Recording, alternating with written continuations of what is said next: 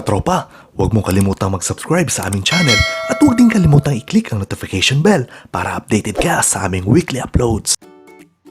Hello teachers and welcome to Pangyayari TV. In this video, we will be discussing how to accomplish electronic e-IPCRF. Lahat ng mga guro sa buong bansa ay rate ang kanilang performance ng kanilang rater sa nakaraang school year gamit ang e-IPCRF. Kaya, mahalaga na matutunan ng school head at ng teacher kung paano i-accomplish ang electronic e-IPCRF. Pero bago yan, kung bago ka pa lang sa channel ko, ay huwag mong kalimutang i-click ang subscribe button at ang bell notification para lagi kang updated sa mga bago kong videos. Tara, umpisa natin. Ang una natin gagawin ay mag-download ng prescribed IPCRF na usually nakukuha natin sa ating mga division offices. Pag na-download na ito, ay i-click lamang at ito ang lalabas. Napapansin niyo guys, sa ilalim ay may encoding part 1, part 2, part 3, part 4. By the way, ang ginagamit natin ngayong e-IPCRF ay para sa mga Teacher 1 at Teacher 3 at SPED Teacher 1 hanggang SPED Teacher 4. Para ma-edit natin ito, just click Enable Content. By the way, ang unang mag-encode ay ang rater o si school head o si master teacher. Ang unang gagawin ni school head o narrator ay maglagay ng data sa bahaging ito. Sa region, lagyan niya ng region, division kung saan belong ang school, district, lalagay ang district, at ang municipality. School ID, school name,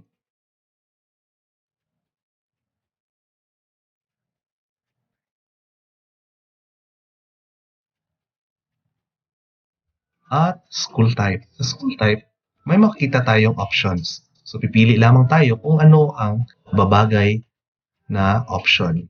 Lagay natin dito urban. School size, meron ding option. Pili ulit tayo. Lagyan natin ng small.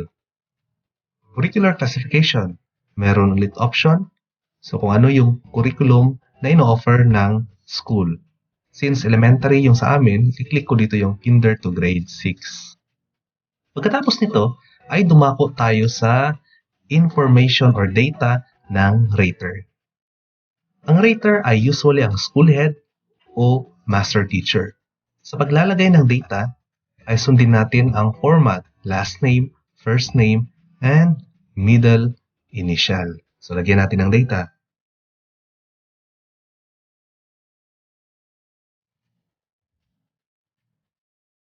Pagkatapos nito ay ang position ng rater. Usually, master teacher or principal. So, lagyan natin. Principal 1. And then, ang date of review. Ang date of review ay pagkatapos ng month of March. So, pwedeng April or pwede din namang May. Or kung kailan nag-review ng IPCRF si school head or si master teacher. Then, sundin natin yung format. Mauna yung year, 2020. Lagyan natin ng month, 04. And then, yung date kung saan ni-review yung IPCRF ng teacher. Pagkatapos nito ay dumako tayo sa name of employee. So, yung name ni Ratee o ni teacher. So, same format, mauna po ang last name at susundan ang first name at pagkatapos ay middle initial.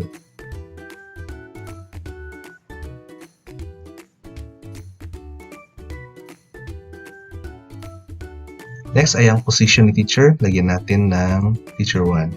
Employee ID, 1, 2, 3, 4, 5, 6, 7. And then, employment status.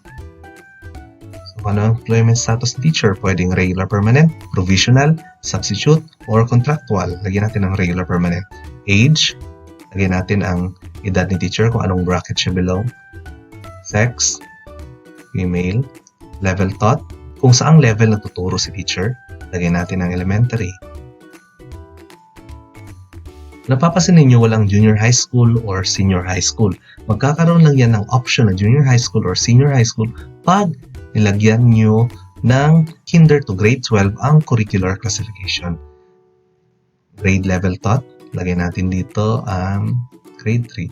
Subject, all subjects. Then number of years in teaching ni teacher. Ilang years na bang natuturo si teacher, lagay natin. Highest degree. And then area of specialization. Pagkatapos nito ay bubukas yung box ng COT1. So, ano itong first box? Ito yung subject na inobserbahan ni rater kay teacher sa COT1. So, lagay natin. May option dito. Pili tayo ng subject. And then, bubukas yung mga boxes ng ratings ni teacher. So, lagay natin sa Objective 1. So, lagyan natin ng score. Tandaan nyo to, rating must be a whole number from 3 to 7. So, assume natin ito yung rating ni teacher.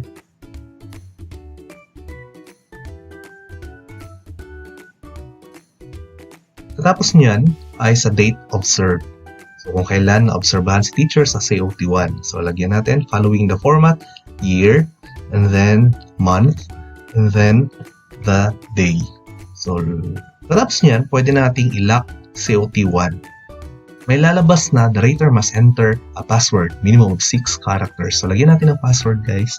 ABC123. So, depende na sa inyo kung ano ilalagay ninyong password. Confirm password. ABC123. And then, click Go. Pagkatapos niyan, ay nag-close na ang COT1. Kung gusto ninyong i-edit, kasi may gusto kayong palitan na rating, or na mali ang pag-encode ninyo ng rating, ay just click Unlock COT1. Then, hahanapan kayo ng password. Dapat tandaan ang password kasi pag hindi nyo natandaan, ay hindi ito magbubukas. So, click Go. Yan, nagbukas. So, meaning, pwede tayong mag-edit ng rating at ng iba pang data. So, again, since tapos ang COT1, lock COT1. Then, enter the password ABC123. Nagbukas ang COT2. So, same process sa COT1. Lagyan natin ng data.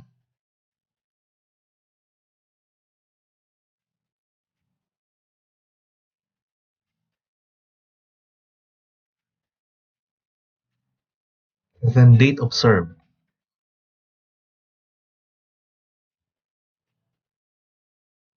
Lock COT1.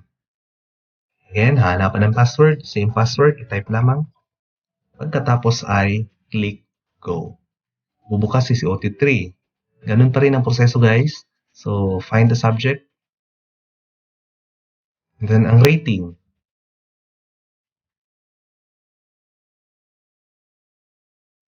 Pagkatapos ay ang date observed.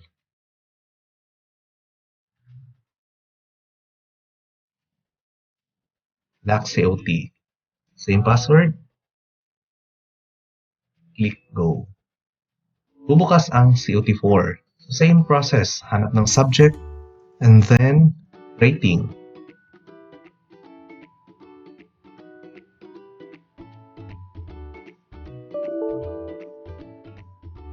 Mabara tayo. Balik tayo sa 7.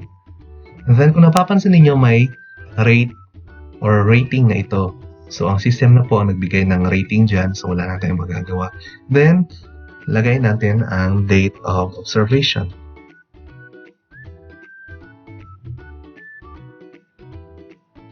Then, lock COT4.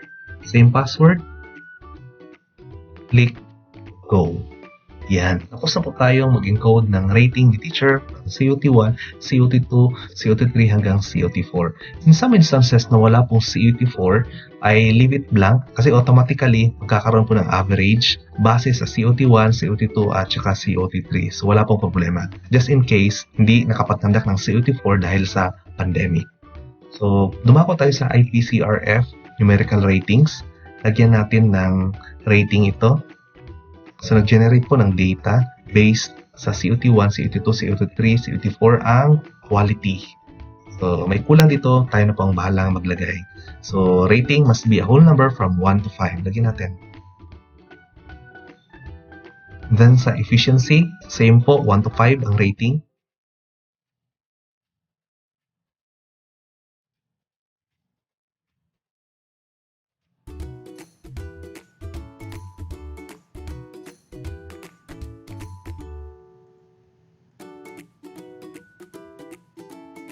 Yan. So, kung napapansin ninyo, automatically may adjectival rating na po dito. And then, meron na din pong rating, 4.37. And then, yung adjectival rating ay very satisfactory. Pagkatapos po niyan, ay ilalagay po natin ang approving authority. Usually, ang nilalagay dito pag malaking school ay si school head. Pag maliit na school ay ang assistant schools division superintendent.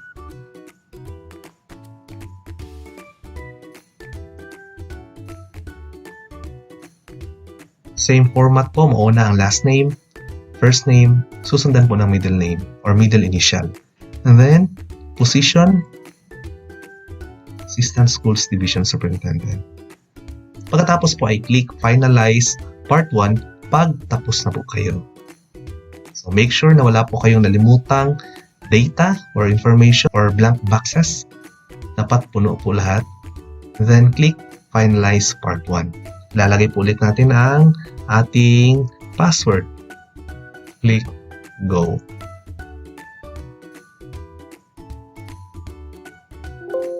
Napapansin ninyo ay nag-change ng color, meaning to say na save na po ang data. So yan, tapos na po tayo sa part 1. Kung gusto ninyong palitan or may papalitan kayong data, ay click and finalize part 1 and then enter the password. Click go. Yan. Again, pwede ulit kayo mag-edit. Pero kung mapapansin ninyo, ang pwede na lang i-edit ay yung date of review at saka yung e-IPCRF numerical ratings. The rest, hindi na po pwedeng i-edit. So, finalize part 1 na po tayo. A, B, C, 1, 2, 3.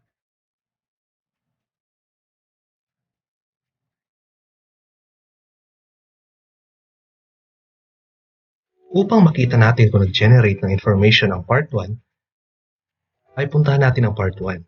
Kung napapansin ninyo, nandirito na lahat ang data ng teacher. Yun din ang kanyang mga ratings. So meaning, nag-generate na ng information ang part 1 dahil sa mga in-encode natin kanina. Ang susunod nito ay isasend ni school head ang electronic copy ng e-IPCRF sa guro o sa Ratee. Yan. Tapos na po ang ating part 1. Ito po ay i-accomplish ni rater or ni school head.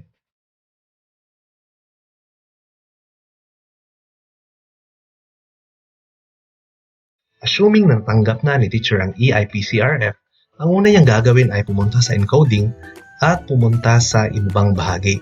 Kung napapansin ninyo, ito yung part 2, core behavioral competencies.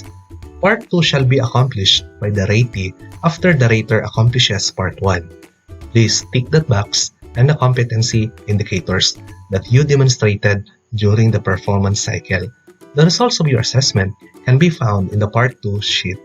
So ganun lamang ang ating gagawin guys. Titik lamang natin ang mga box na feeling natin tayo ay nakapag-demonstrate during the performance cycle.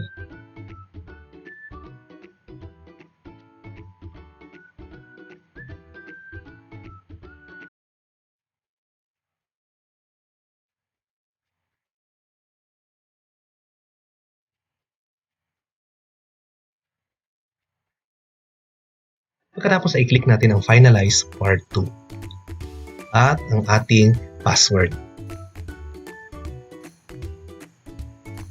Then click go. Pag nag-change ang color, meaning ay na-save na po ang ating mga ginawa. Then dumako tayo sa part 2. Buksan natin ang part 2. Kung nakikita ninyo, nag-reflect ang mga sagot natin kanina. So nandito na. Sa self-management, nakakuha tayo ng 2 points. Professional ethics, 3 points. Results focus, 3 points. Teamwork, 2 points. Service orientation, 3 points. Innovation, 3 points. Ito naman ang part 3, ang individual, performance, and review form summary sheet.